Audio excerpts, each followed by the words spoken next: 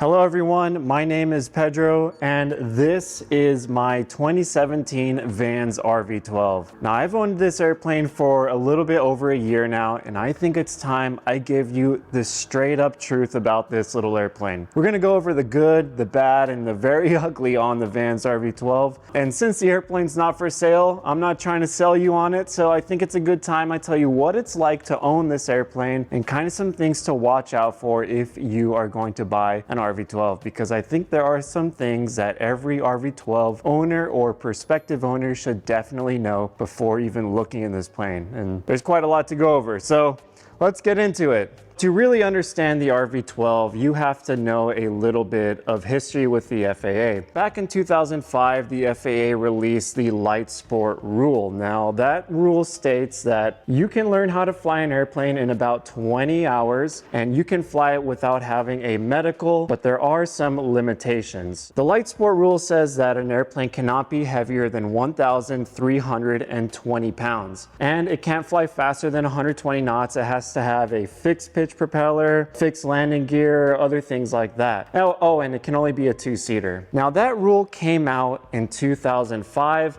and the first Vans RV12 flew in 2008. So that's only a 3-year difference between the ruling of Light Sport and the first Light Sport that Vans aircraft offered. Now here is where we get into the ugly. The absolute worst thing about the Vans RV12 is the amount of service bulletins. A service bulletin is basically a letter from the aircraft manufacturer notifying you of a potential maybe safety issue or design improvement or something that they've seen in the field, and it tells you what they've seen and gives you a fix for it. The RV12 has a ton of service bulletins. You know, most of them happen very early on with the early models, but yeah, the list goes on and there's a lot to look out for. So if you have an experimental light sport like this one, you are not legally required to comply with the service bulletins. Obviously, it's a good idea to do every single one. However, if you have a special light sport aircraft like an SLSA, which is a kind of certified airplane, you have to comply with them. Now, there are two ways to interpret this huge service bulletin list, and the first one is, well, Light Sport Rule came out in 2005 and the first Vans RV12 flew in 2008. That's only 3 years between the ruling to the first flight of this aircraft. So to me, that seems like a pretty quick design turnaround and testing and everything. So maybe they overlooked a couple things when they made the design. So that's the first interpretation. So the second way to interpret the huge list of service bulletins is that Vans aircraft cares about their customers and they care about their airplanes,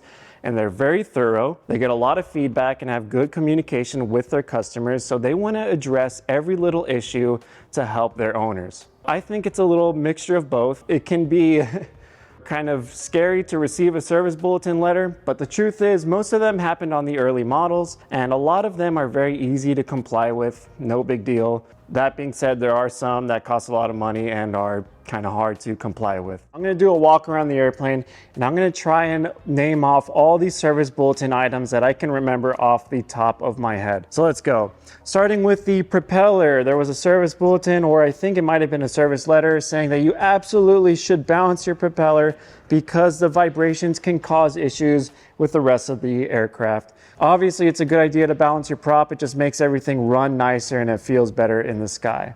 Okay, going down here, this is my nose wheel, and this is a bracket in here that you can't see under the wheel pant. I didn't want to take it off because that's a pain, but there's a bracket in here that holds the nose wheel and nose wheel bearings. The welds in that nose wheel bracket had cracked in the early models and they had actually failed on the runway. So there's a service bulletin saying either replace it with a better design one that we have or inspect it every 25 hours and look for cracking. And if you see cracks, replace immediately because it will fail. There was a service bulletin on the gear leg. I'm not exactly sure why, but I suspect that it's probably cracking issues somewhere in the weld attachment points. This one has the new gear leg denoted by this little notch in here. So there are two service bulletins.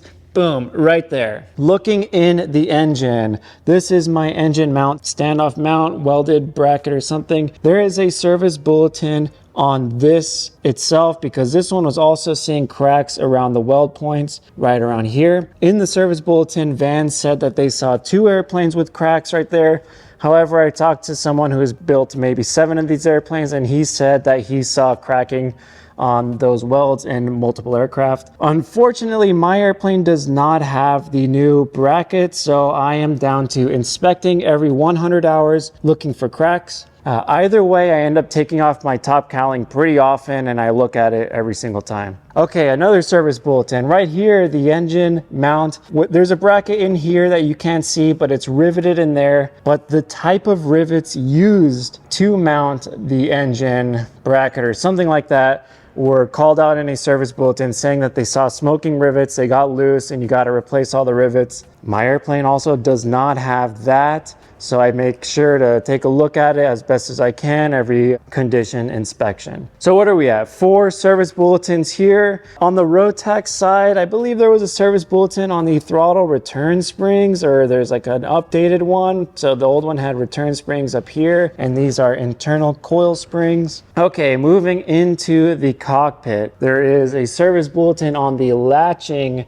mechanism here and up there, because apparently you can close the latch and accidentally go past it and get locked in your own airplane. Yeah, not very good. There was a very early service bulletin, might have been one of the first, on the gas tank mounting bolts or mounting screws. So that's my gas tank. And there are some screws down here that are meant to shear off in the event of a hard landing. So that was an update. Continuing on. Now, I know I forgot something with service bulletins up here, but those are the major ones that I can name off the top of my head. Looking at the main landing gear, because it's a light sport, you can't really abuse it like you can a Cessna 172, so it just doesn't handle hard landings very well. There is a recent service bulletin on the attachment of the main landing gear, and in that one they said it's definitely optional if you want to have a more robust landing gear attachment point. They came up with a new design that adds more support or something. That one I'm not too worried about, because to be honest, it is very easy to give this airplane buttery smooth landings. It's just an easy plane to fly. I've never really had a very hard landing yet. I don't feel that I need to upgrade my landing gear legs, because I do my best. Okay, moving on to the tail section. Oh, and by the way, luckily, so far, I don't think there have been major service bulletins on the wing structure or anything spar related so far. Knock on wood, that is good. If you look right here, there are bulkheads along the tail section. So this is a bulkhead, and here's a bulkhead, and up here. And now where those bulkheads attach at the bottom of the aircraft inside, they were noticing cracking on the inside of the aluminum in here. So they came up with a very recent service bulletin, like around 2021 or something, or 2022, saying that you should install these support brackets on the inside. You can't see it since we're outside of the aircraft, but yeah, you have to take these rivets out, drill them out, and install these brackets, and do that for each bulkhead along the tail cone. Okay, moving to the tail section, horizontal stabilizer. Another recent service bulletin was on the counterbalance arm for the horizontal stabilizer. Since this is a full flying elevator, it has to be counterbalanced with a rod that starts up here, it's inside my tail section. At the end of it, there is a lead weight to balance the elevator. Very recently, that lead weight on a couple of aircraft has fallen off at the weld point, leaving a lead weight rumbling around in your tail section and making the controls very heavy. The recent service bulletin has you add some brackets around that lead weight attachment point to give it some further rigidity. Not sure how I feel about that one. I did have it done on this airplane. They were already getting in there for my tail cone stiffeners and thought I might as well do it, so I did that. Looking over here, I believe these are service bulletin items, these brackets in here. Apparently there was cracking on the spar. I don't know if it's related, but these are new. They're on both sides and underneath. And I think these are also new There is a very important, I think it's actually a safety directive. Can't see it, but in there is my elevator trim servo. If it gets bent, if the actuator arm gets bent, it will fail on you, causing the trim to disconnect. And there was also a bracket upgrade on that servo motor. That has all been done on my airplane. Service bulletins here, I think we covered everything. This is not a service bulletin, but it has been updated for the RV12 IS. Right here, this is a Lexan window. If you get any fuel on the Lexan window, it will crack it. Obviously, fuel has gotten here before. For the RV12 IS, the fuel injected version, the gas tank port is down here or something. I don't think that was a service bulletin, but it was a design upgrade. Okay, there is a service bulletin on the fuel line return. So basically you start the fuel pump and then you stick your ear down the tube here and you listen for the return line dripping back into the tank, making sure that's not blocked. Okay, so I think that I covered all the service bulletins that I can recall off the top of my head, and we definitely went over the main service bulletins that you should be aware of if you ever buy a Vans RV12. Okay, so now that we covered all these service bulletin items, there are some unique maintenance items that you have to look out for, mainly if you fly an airplane with a Rotax engine. This was pretty tough to do. Rotax has a 5-year rubber hose replacement. If you look at all these blue hoses, those are brand new that I put in myself. Those are Teflon coolant hoses, and they're supposed to last pretty much a lifetime. So I changed out the old automobile type rubber hoses and I changed them all with Teflon. There are rubber replacement scheduled items for the carburetors, and there's 2 of them that also have to be balanced. Yeah, go figure, that's a thing in itself. These rubber boots right here had to be replaced. There are diaphragms in here that had to be replaced. O-rings, seals and stuff like that have to be replaced every 5 years. I mean, of course it is experimental. If your airplane is experimental, I don't think you have to do it, but very good idea to do that. I mean, this is your life right here. So I just spent all that time talking about the bad things about the RV12, so now I'm going to get into the good things. You know, there is a reason I kept the airplane and I plan on keeping it, because number one, most important thing about an airplane is how it flies. This thing flies beautifully. It's an absolute joy to fly. The controls are light, no bad tendencies, stalls head on, doesn't drop a wing.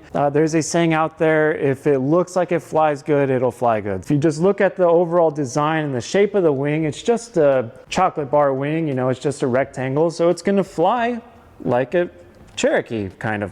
Well, excuse me, this thing flies way better than a Cherokee. It takes off very short, so it's kind of a stall airplane. It takes off less than 1,000 feet, definitely, even fully loaded. Compared to something like a Cessna 150 or 152, this thing has way more performance. It just gets off the ground way quicker, it climbs beautifully. In my opinion, it's a better IFR platform than a Cessna 150 or 152, mainly because you have to be able to climb at least around 400, 500 feet per minute, and sometimes, to be honest, that's kind of tough in something like a Cessna 150. The interior is comfortable, the stick placement is great, the rudder pedals, okay, the rudder pedals are a little odd, but they fit me perfectly. It's just a comfortable plane to fly. I mean, my wife and I took this little plane all the way to the Bahamas. You can fill the back with the RV12 ULS, you can fill it with 50 pounds of luggage back there, which is more than most people need. We didn't take that much going to the Bahamas. It has autopilot. It's a lot of airplane packed into a small package. Alrighty y'all, I hope you enjoyed the video about the good, bad, and the ugly of the RV12. Drop a comment below if you have any questions about this airplane. I'd be happy to respond to them. Let me know what you think, and until then, blue skies, and I will see you on the next flight. See ya.